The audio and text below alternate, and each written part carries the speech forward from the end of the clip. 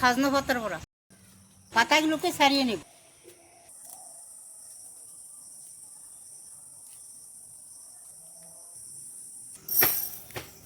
আতার চালগুলোকে কিছু সময় ভিজিয়ে রাখব। চালগুলোকে পেস্ট করে নেব। সজনে পাতাগুলো কুচিয়ে নেব।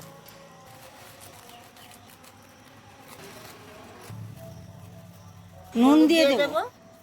পেস্ট করে রাখা চালের গুঁড়িটা দিয়ে দেব। ভালো করে মাখিয়ে নেব।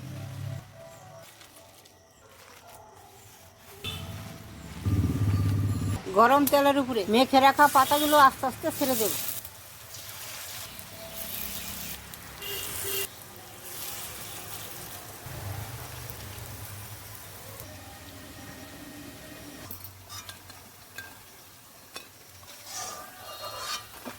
বড়াগুলো ভাজা হয়ে গেছে, এখন এক এক করে নামিয়ে দেব।